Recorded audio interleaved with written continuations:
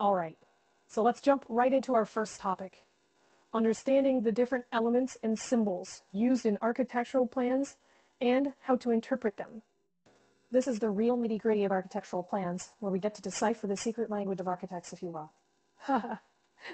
Now, you've probably seen an architectural plan before, even if just in a movie or TV show.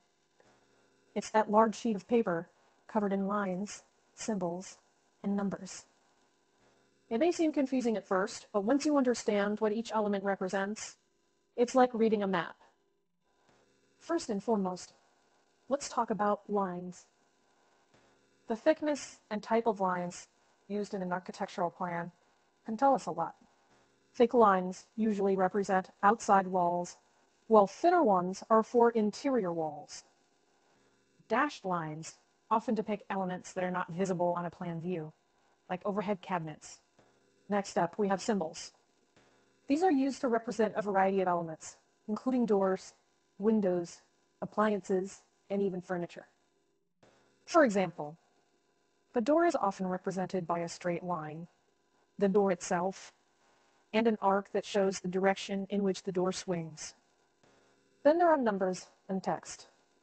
Typically, numbers will indicate dimensions, such as the length of a wall or the size of a window.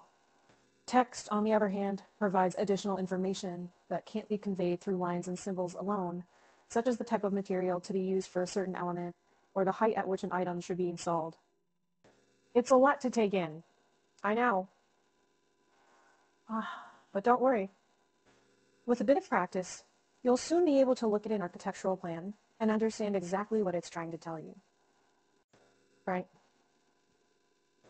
Let's move on to the next big thing, the significance and purposes of different types of architectural plans, such as floor plans, site plans, and elevation plans. You see, architectural plans aren't just a one-size-fits-all kind of thing. So there are several types, each with their own specific purpose. First off, we have the floor plans. These are what most people think of when they hear architectural plans. They're a bird's-eye view of the layout of each level of a building, showing where walls, doors, and windows go, as well as the placement of fixtures like sinks, toilets, and appliances. It's like a map of the interior of the building, only from above. Then we have site plans. These zoom out a bit to show not just the building, but its placement on the property. They include things like driveways, sidewalks, and landscaping.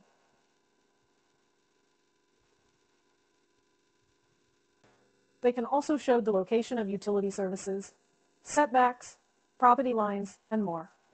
Basically, a site plan is all about how the building fits into the larger context of the property. Elevation plans, on the other hand, give us a side view of the building.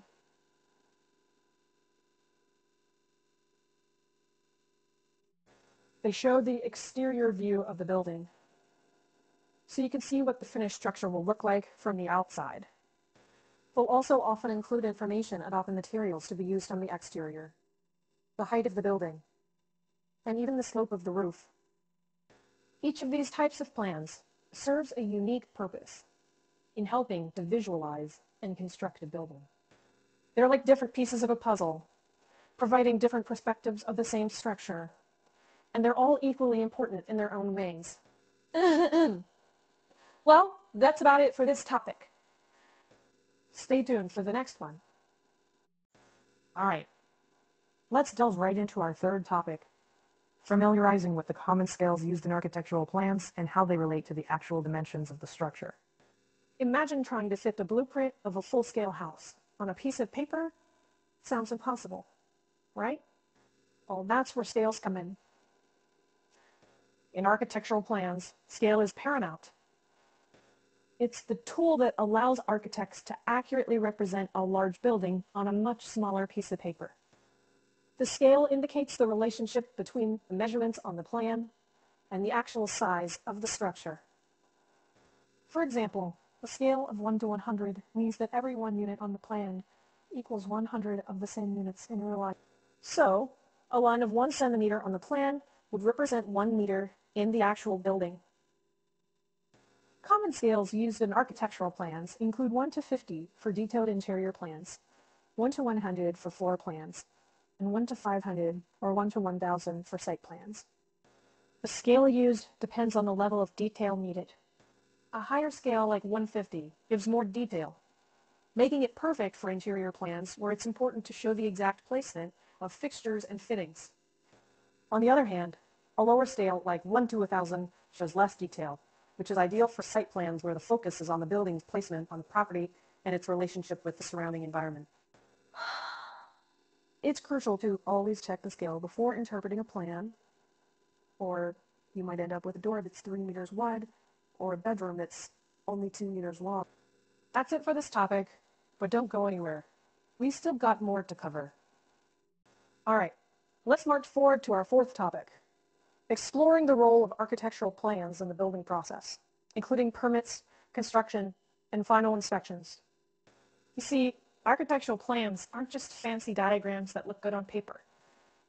They have a crucial role in the whole building process, from the initial design phase to the final inspection. In the initial stages of a building project, architectural plans are used to secure permits. Most local jurisdictions require a detailed plan before they grant a building permit.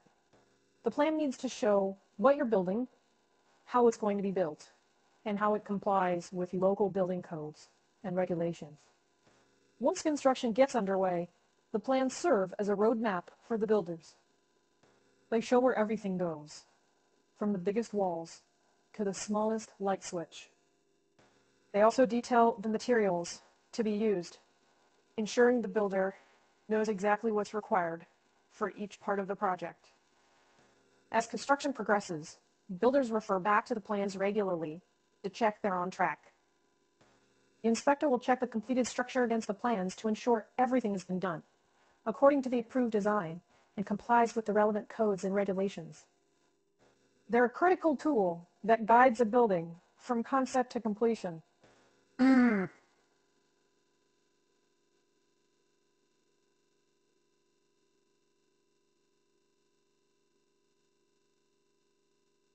right, that wraps.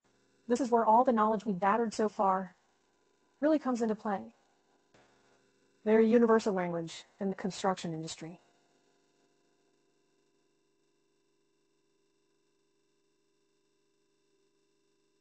Not ideal, right? You can make more informed decisions, ask better questions, and even catch potential issues before they become big problems.